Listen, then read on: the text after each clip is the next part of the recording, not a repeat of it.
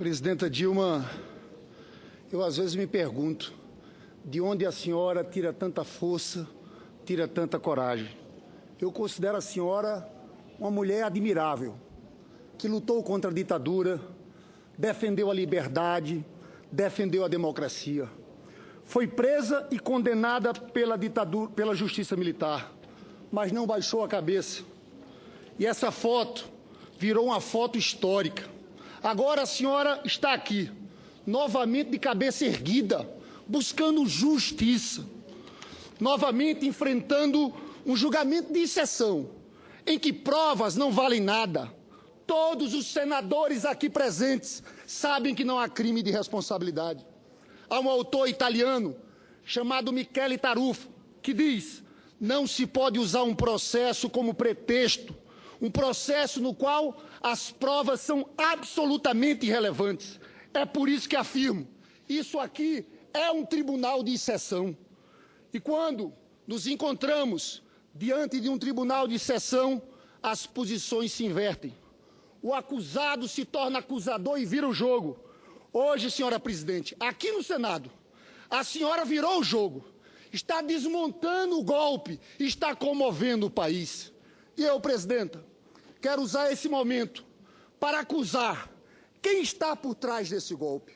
Eu acuso Eduardo Cunha e Michel Temer de liderarem uma conspiração parlamentar contra o seu mandato, a partir do dia em que o PT decidiu votar pela cassação de Cunha e que culminou com aquela vergonhosa sessão de 17 de abril, que foi chamada de Assembleia Geral de Bandidos, comandada por um bandido, pelo escritor português Miguel de Sousa Tavares.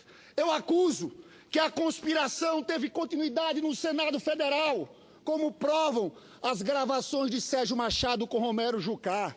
Dizem eles, tem que mudar o governo para estancar essa sangria, referindo-se a Lava Jato.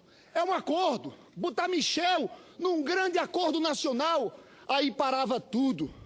Isso, presidenta Dilma, porque antes do seu governo e do governo do presidente Lula, praticamente não havia investigação no Brasil.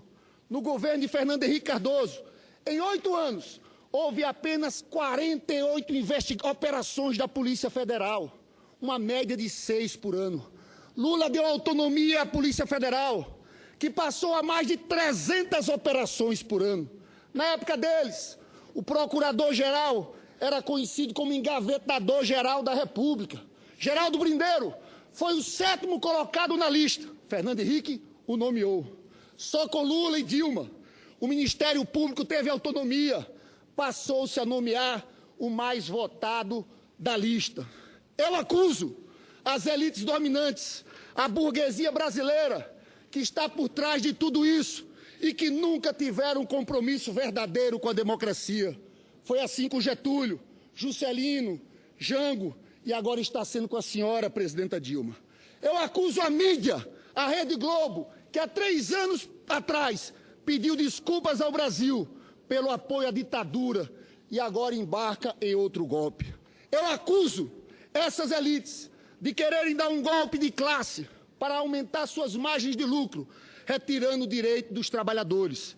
Querem de uma vez só acabar com o legado do Lula, rasgar a Constituição Cidadã do Dr. Ulisses e a CLT de Vargas. Eu acuso as elites de abrirem mão de uma política externa independente. Nunca aceitaram Mercosul, BRICS, CELAC, como diz Chico Buarque. Querem voltar ao tempo em que falavam grosso com a Bolívia e fino com os Estados Unidos.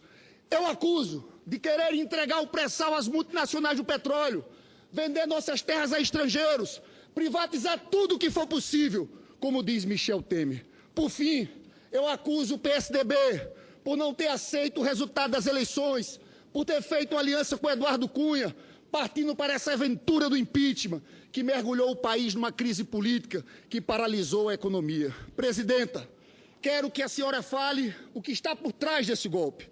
A vingança de Eduardo Cunha, a traição de Michel Temer e o que há por trás dos interesses das elites brasileiras em retirar o seu mandato. Presidenta, são as mesmas aves de rapina que estavam na carta testamento de Getúlio, que continuam querendo sugar o...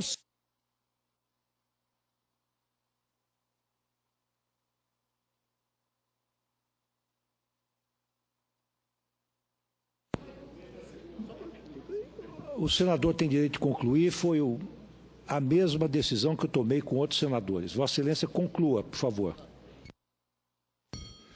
Esse é um golpe contra a senhora, é um golpe contra a democracia, mas é fundamentalmente um golpe contra os mais pobres, um golpe contra os trabalhadores, é um golpe de classe, senhora presidente. Muito obrigado.